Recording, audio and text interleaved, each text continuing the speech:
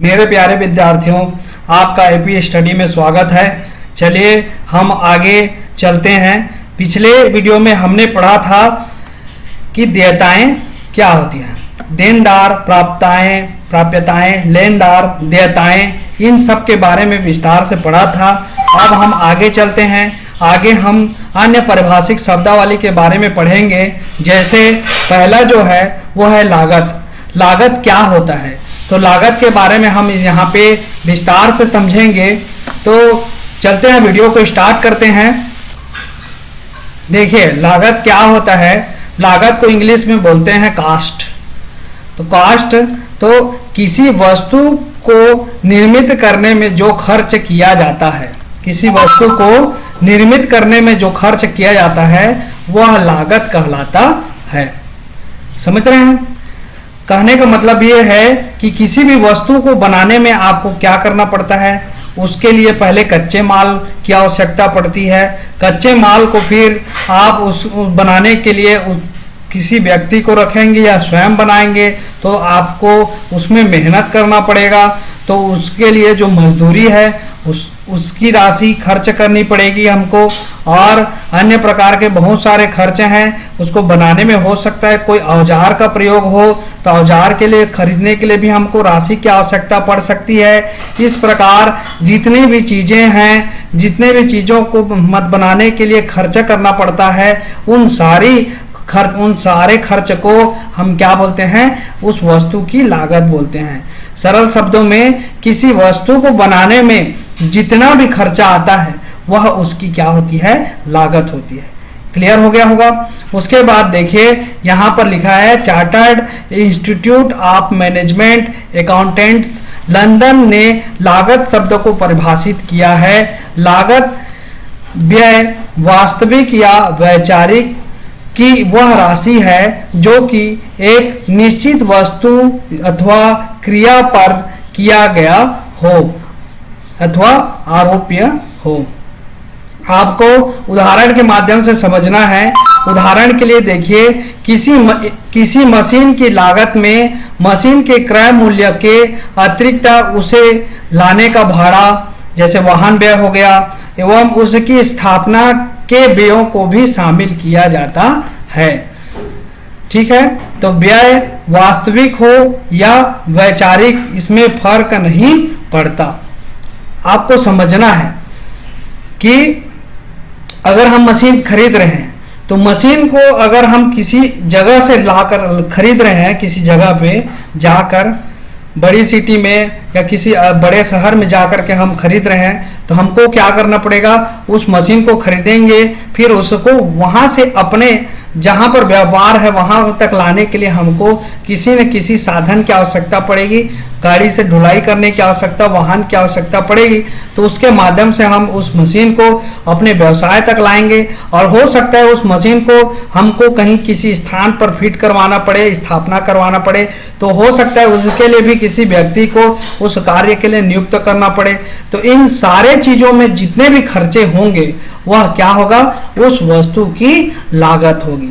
ठीक है, तो वो जैसे मशीन की लागत, मशीन को स्थापित करने में, मशीन को खरीदने से लेकर, लाने से लेकर उसको स्थापित करने तक जितनी भी लागत है वो क्या होगी, मशीन की लागत होगी। ठीक उसी प्रकार किसी वस्तु को अगर आप बना रहे हैं तो बनाने में उसके लिए जितना भी आपको खर्च करना पड़ता है वो सारा क्या कहलाएगा, उसकी लागत कहलाएगा, उस वस्तु की लागत। फिर उसमें क्या करेंगे, आप उसमें कुछ प्रतिशत लाभ लेकर के, कुछ परसेंट लाभ लेकर के आप उसको मार्केट में बेचते हैं। ठीक है, तो आगे चलते हैं। आप लागत को अच्छे तरह से समझ गए होंगे। ठीक है, उसके बाद देखिए प्रमाणक। प्रमाणक क्या है? प्रमाणक को बोलते हैं इंग्लिश में वाउचर। वाउचर क्या है? तो माल के क्रय विक्रय या धन के लेन देन को प्रमाणित करने हेतु तैयार प्रपत्र ही प्रमाणक कहलाते हैं।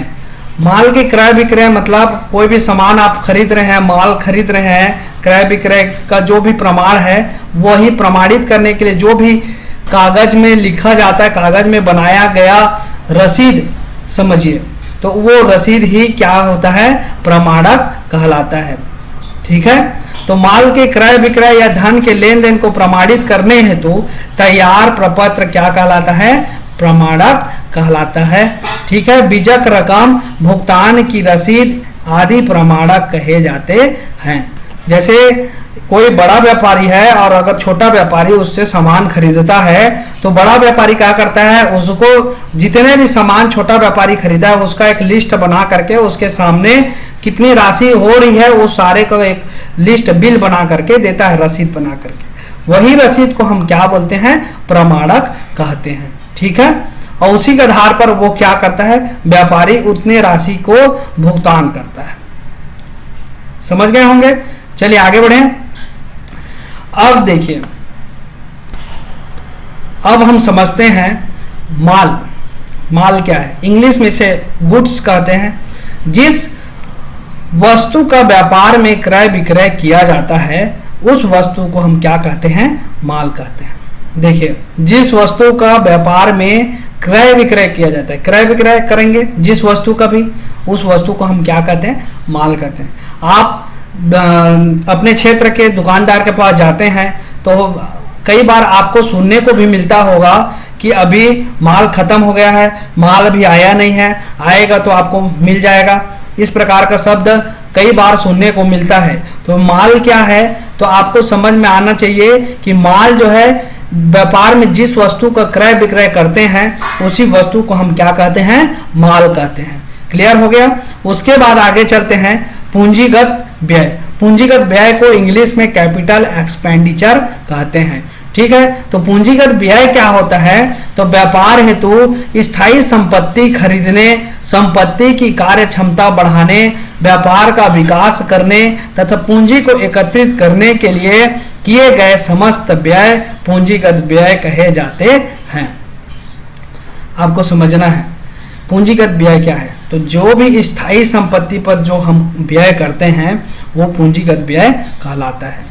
स्थायी संपत्ति में आपका हो सकता है भूमि, भवन, फर्नीचर, ये सारे क्या आते हैं? स्थायी संपत्ति के अंतर्गत आता है। इन पर जो भी हम व्यय करते हैं वो पूंजीगत व्यय कहलाता है। तो व्यापार है तो स्थायी संपत्ति खरीदने, संपत्ति की कार्य क्षमता बढ़ाने। कार्य क्षमता बढ़ाने का मतलब होता है, मान लिया जाए कोई संपत्ति क्या हो गई है, अगर पुरानी हो गई है और उसको रिपेयरिंग की आवश्यकता है तो अगर बड़े खर्च है तो उसे पूंजीगत व्यय माना जाता है। अगर छोटा मोटा खर्च है तो उसे पूंजीगत ना मानकर क्या मान लिया जाता है? आगमगत व्यय मान लिया जाता है। ठीक है, तो पूंजीगत व्यय में क्या होता है? जितने भी स्थायी संपत्ति हैं उसको खरीदने में, संपत्ति की कार्य क्षमता बढ़ाने में, व्यापार का विकास करने तथा पूंजी को एकत्रित करने के लिए किए गए समस्त व्यय को क्या कहते हैं? पूंजीगत व्यय कहे जाते हैं। ठीक है, उसके बाद हम चलते हैं आगमगत व्यय। आगमगत व्यय क्या है? तो व्यापार हेतु माल खरीदने, व्यापार हेतु माल खरीदने, माल बनाने, स्थायी संपत्तियों की कार्य क्षमता को बनाए रखने तथा व्यापार संचालन से संबंधित समस्त व्यय आगमगत व्यय कहे जाते हैं। समझिए, आगमगत व्यय और पूंजीगत व्यय में अंतर। पूंजीगत व्यय स्थायी संपत्तियों के लिए होता है। स्थायी संपत्तियों को खरीदने के लिए, स्थायी संपत्तियों की कार्य क्षमता को बनाए रखने के लिए जो भी व्यय करते हैं उसे क्या कहते हैं? व्यापार का विकास करने के लिए जो भी व्यय होगा वो क्या होगा? पूंजीगत व्यय होगा। लेकिन आगमगत व्यय क्या होता है? तो आगमगत व्यय में हम व्यापार हेतु क्या करते हैं? माल खरीदते हैं, वो भी आगमगत व्यय के अंतर्गत आता है। ठीक है, स्थायी संपत्ति की कार्य क्षमता को बनाए रखने, मतलब कहने का तात्पर्य है कि पूंजीगत व्यय में बड़े बड़े चीजों को, बड़े बड़े खर्चों को शामिल किया जाता है। जैसे ज्यादा लागत आ रही है तो वो पूंजीगत व्यय में आएगा। जैसे कोई स्थायी संपत्ति है उस पर अगर आपको रिपेयरिंग करवानी है और उस पर जो खर्च बहुत अधिक है तो पूंजीगत व्यय के अंतर्गत शामिल होगा। लेकिन अगर स्थायी संपत्ति है और उस पर जो कार्य क्षमता बनाए रखने के लिए थोड़ी मोड़ी अगर खर्च करनी पड़ रही है तो वो क्या कहलाएगी? वो आगमगत व्यय के अंतर्गत शामिल होगी। ठीक है, तथा व्यापार संचालन से संबंधित जितने भी व्यय होते हैं वो सारे व्यय को हम किस में लेते हैं? तो आगमगत व्यय में लेते हैं। क्लियर हुआ? आगे चलते हैं। उसके बाद है अस्थगित आगम व्यय। ठीक है, अस्थगित आगम व्यय। तो व्यापार में कुछ आगमगत व्यय ऐसे भी होते हैं जिनसे व्यापार को अनेक वर्षों तक उपयोगिता प्राप्त होती है। समझ रहे हैं? अस्थगित आगम व्यय, तो व्यापार में कुछ ऐसे आगमगत व्यय होते हैं जिनसे व्यापार को अनेक वर्षों तक उपयोगिता प्राप्त होती है। तो ऐसे व्यय को क्या बोलेंगे? तो ऐसे व्ययों की संपूर्ण राशि को व्यय किए गए वर्ष के लाभ हानि में नहीं लिखा जाता, बल्कि इस व्यय का कुछ भाग आने वाले वर्षों के लाभ हानि खाते के लिए स्थगित कर दिया जाता है। ऐसे व्ययों को अस्थगित आगमगत व्यय कहते हैं। ठीक है, मतलब कुछ व्यय ऐसे होते हैं जिनका, कुछ आगमगत व्यय ऐसे होते हैं जिनका लाभ जो है उसी चालू वर्ष में ना मिल करके उस चालू वर्ष के साथ साथ अन्य वर्षों से भी संबंधित होता है, अन्य वर्षों तक उसका लाभ मिलता है।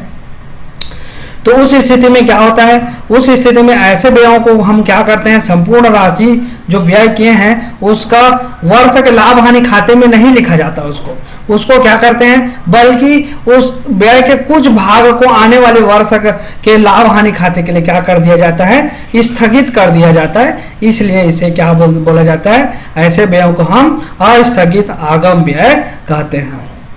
चलिए आगे चलें। उसके बाद उदाहरण के लिए किसी नव स्थापित कंपनी ने पहली बार अपने उत्पाद के विक्रय के लिए विज्ञापन किया एवं 2 लाख रुपए खर्च किए। ठीक है, क्या बोल रहा है? किसी नव स्थापित कंपनी ने पहली बार अपने उत्पाद के विक्रय के लिए विज्ञापन किया एवं 2 लाख रुपए क्या कर दिए? खर्च कर दिए। इस विज्ञापन का लाभ आगे आने वाले 4 वर्ष तक मिलने का अनुमान के कारण चालू वर्ष के लाभ हानि खाते में 50,000 रुपए का व्यय डेबिट किया जाएगा तथा शेष राशि 3 वर्षों में अपलिखित की जाएगी। क्या बोल रहा है? किसी नव स्थापित कंपनी ने पहली बार अपने उत्पाद के विक्रय के लिए विज्ञापन किया। उत्पाद का मतलब होता है कोई भी चीज बनाया होगा, कोई नई कंपनी है और कोई चीज उसने बनाई है, उस चीज के लिए क्या किया है? वह वस्तु के लिए उसने विज्ञापन किया। कितने रुपए का? 2 लाख रुपए का। तो उस विज्ञापन से जो लाभ है उस कंपनी को, वो विज्ञापन से जो लाभ होगा वो कंपनी को आगे आने वाले 4 वर्षों तक होगा, बोल रहा है। तो आने वाले 4 वर्षों तक उसका लाभ होगा। तो इस प्रकार के लाभ होने पर उसकी राशि को जो है चालू वर्ष के लाभ हानि खाते में उसको समायोजित नहीं किया जाता, बल्कि उसकी राशि को अगले आने वाले 3 साल और जो बचे रहेंगे उन वर्षों में भी अपलिखित की जाएगी। इसको जब हम गणितीय रूप में हल करेंगे तब उसमें आपको और विस्तार से समझ में आ जाएगा। अभी आपको इतने ही समझना है। ठीक है, तो इस विज्ञापन का लाभ आगे आने वाले 4 वर्ष तक मिलने का अनुमान होने के कारण चालू वर्ष के लाभ हानि में 50,000 रुपए का व्यय डेबिट किया जाएगा तथा शेष राशि 3 वर्षों में अपलिखित की जाएगी। चलिए आगे चलते हैं। आपको नवबोध लेखा शास्त्र की पुस्तक लेना है। नवबोध प्रकाशन का पुस्तक ले लीजिए, इसमें पूरा डिटेल दिया हुआ है। ठीक है, आप प्रबोध का भी ले सकते हैं, लेकिन जो अभी हम पढ़ रहे हैं वो नवबोध की पुस्तक से पढ़ रहे हैं। तो हम चलते हैं बट्टा। बट्टा क्या है?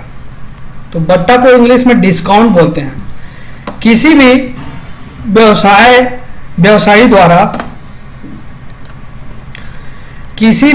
व्यवसायी द्वारा जो रियायत ग्राहक को दी जाती है उसे बट्टा कहते हैं।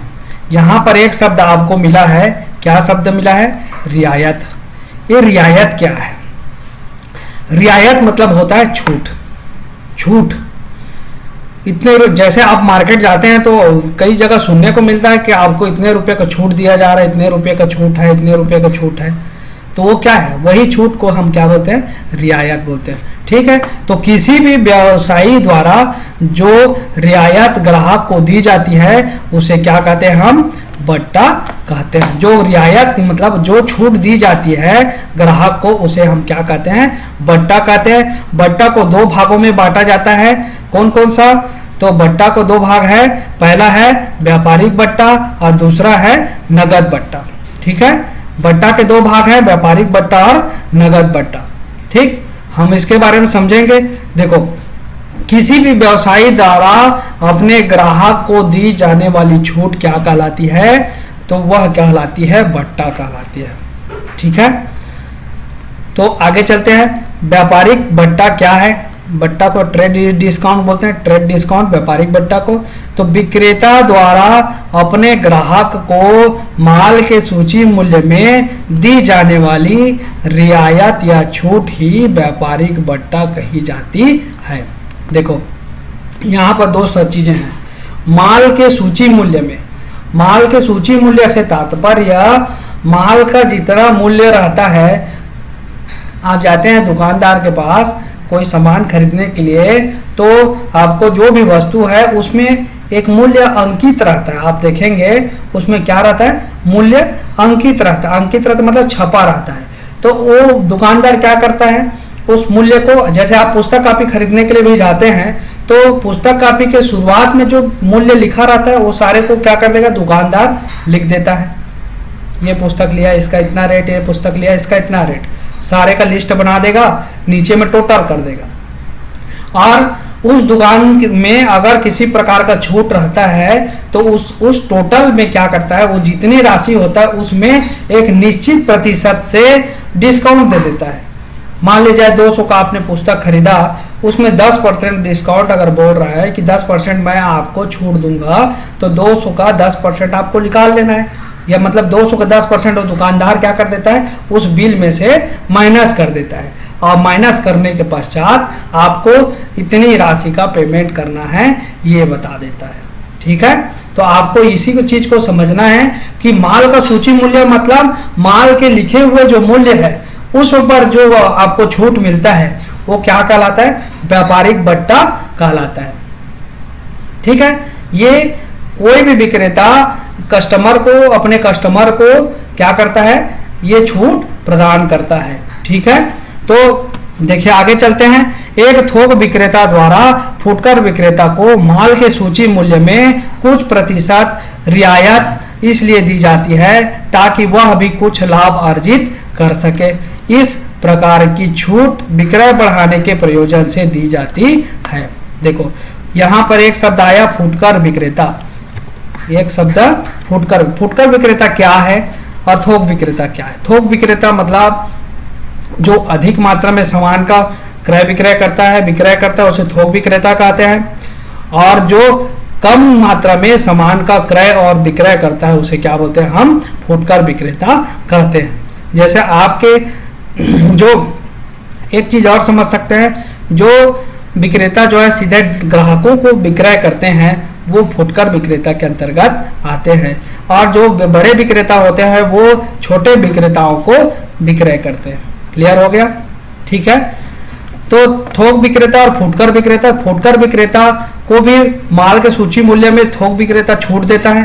क्यों देता है, ताकि वो भी कुछ लाभ कमा सके, लाभ अर्जित कर सके।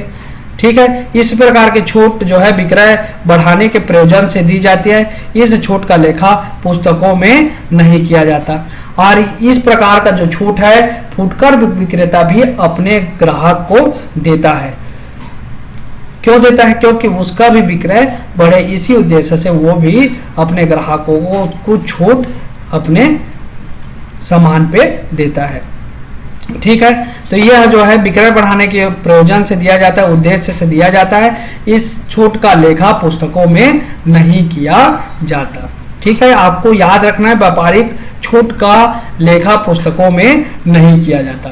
अब हम चलते हैं किसमें, नगद बट्टे में चलते हैं। नगद बट्टा क्या है, तो नगद बट्टा मतलब होता है कैश डिस्काउंट। क्या होता है, कैश डिस्काउंट। जब कोई ग्राहक अपने ऋण का या उधार खरीदे गए माल के मूल्य का भुगतान नियत समय से पहले कर देता है तो भुगतान प्राप्त करने वाला व्यक्ति भुगतान की राशि में कुछ छूट या रियायत देता है।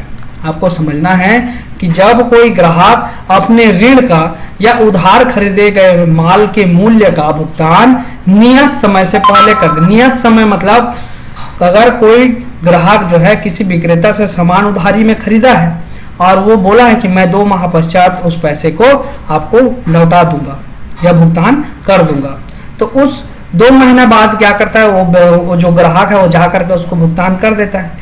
लेकिन अगर वही ग्राहक समय से पहले जाकर उसका भुगतान कर देता है तो विक्रेता द्वारा उस पर जो है क्या किया जाता है, कुछ छूट या रियायत देता है। यही छूट या रियायत क्या कहलाता है, नगद बट्टा कहलाता है। ठीक है, नगद बट्टा क्या कहलाता है, नगद बट्टा कहलाता है। ठीक, मतलब कोई विक्रेता है और कोई क्रेता है। विक्रेता जो है क्रेता को माल उधार बेचा, मतलब क्रेता उधार में माल खरीदा, अब बोला है क्रेता कि 2 महीने बाद मैं वापस लौटाऊंगा, और हो सकता है क्रेता के पास पैसा पहले आ जाए, जल्दी आ जाए, 1 महीने में या 15 दिन में ही आ जाए या दूसरे दिन ही आ जाए उसके पास, और वो जा करके उस विक्रेता को जो भी सामान खरीदा है उस उधार में उसकी पूरी राशि भुगतान कर दे। इस स्थिति में विक्रेता क्या करता है, उस क्रेता को छूट देता है। उसी छूट को क्या बोलते हैं, रियायत बोलते हैं, और उसी छूट को नगद बट्टा कहा जाता है। ठीक है, अब समझ, यही छूट नगद बट्टा कहलाती है। दूसरे शब्दों में भुगतान प्राप्त करते समय जब कुछ राशि कुल भुगतान राशि में कम प्राप्त की जाती है तो कम प्राप्त की गई राशि नगद बट्टा या रोकड़ी अपहार कहलाती है। क्लियर हो गया। उसके बाद जैसे प्रशांत से 1000 रुपये के पूर्ण भुगतान में 980 रुपये प्राप्त किए गए। 1000 रुपये का भुगतान प्रशांत से मिलना था, लेकिन कितना मिला, 980 रुपया। तो यहाँ 20 रुपये भुगतान में रियायत दी गई है। 20 रुपये क्या दिया गया, भुगतान में छूट दी गई है। इस भुगतान में नगद बट्टे की राशि कितनी होगी, 20 रुपये होगी।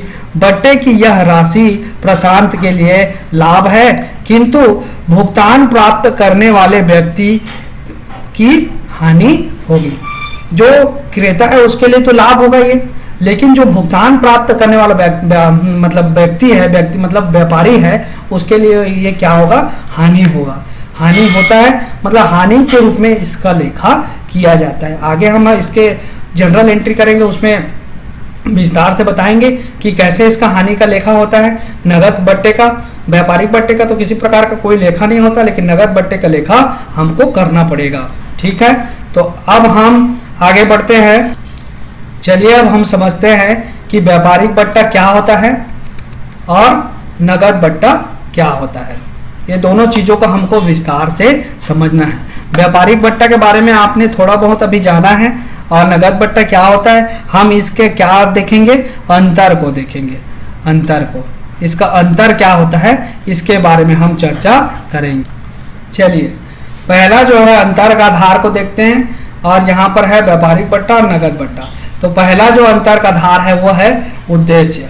उद्देश्य है, क्या बोल रहा है, व्यापारिक बट्टा विक्रय बढ़ाने के उद्देश्य से दिया जाता है। व्यापारिक बट्टा किसके लिए दिया जाता है, तो विक्रय बढ़ाने के उद्देश्य से दिया जाता है।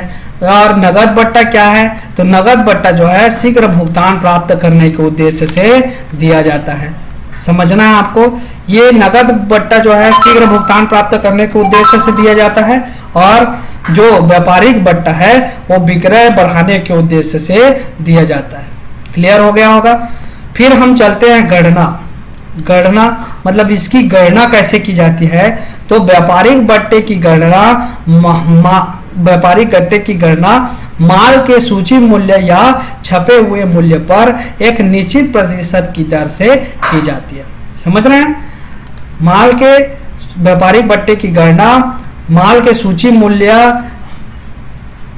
या छपे हुए मूल्य पर एक निश्चित प्रतिशत की दर से की जाती है। मतलब अब मैंने आपको समझाया था पहले कि जितना भी सामान अगर कोई क्रेता खरीदता है, कोई छोटा व्यापारी, तो उसका जितना भी बिल बनता है उसको लिख करके उसके पश्चात उस पर एक निश्चित प्रतिशत से क्या कर दिया जाता है, बट्टा दे दिया जाता है और उतनी राशि को घटा करके भुगतान राशि की गणना की जाती है। ठीक है, तो व्यापारिक बट्टा का आपको समझ में आ गया होगा। उसके बाद नगद बट्टा जो है भुगतान राशि पर ज्ञात किया जाता है। नगद बट्टा देखो, व्यापारिक बट्टा और नगद बट्टा में अंतर है। नगद बट्टा क्या होता है, हमको जितनी राशि भुगतान करना है उस पर।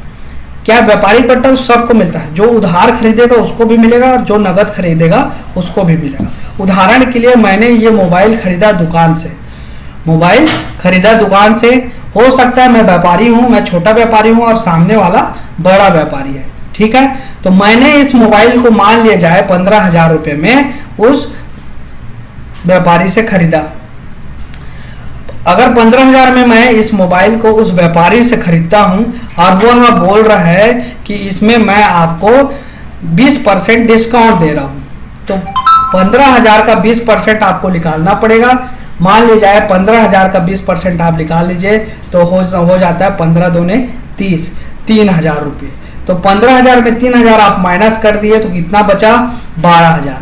ये हो गया, जो 3,000 जो हमको मिला वो क्या है, हमारा व्यापारिक बट्टा है।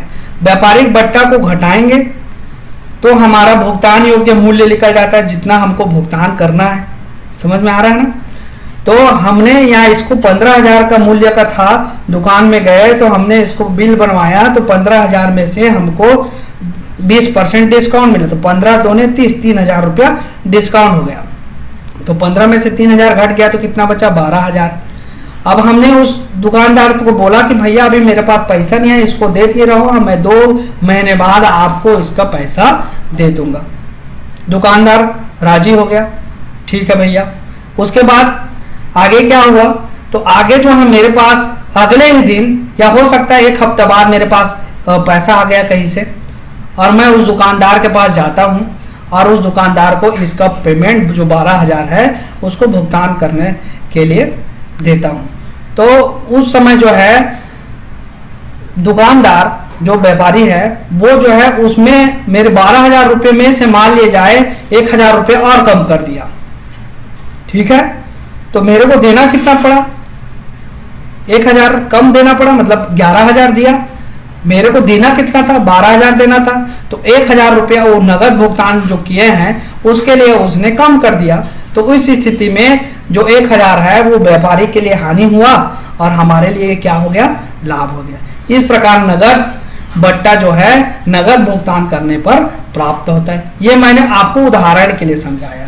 ये व्यापार में जब लेन देन करेंगे तो इस प्रकार का नगद बट्टा और नगद बट्टा व्यापारिक बट्टा का लेन देन होता है, मतलब काम चलते रहता है। कैसे, क्योंकि व्यापारी को नगद बट्टा इसलिए देना पड़ता है क्योंकि व्यापारी को भी सामान खरीदने के लिए पैसे की आवश्यकता होती है और वो अपने जो व्यापारी है, अपने जो छोटे व्यापारी है उनको प्रलोभन देता है कि आप अगर नगद बट्टा देंगे, मतलब नगद भुगतान करेंगे तो इसमें इतना % और डिस्काउंट होगा।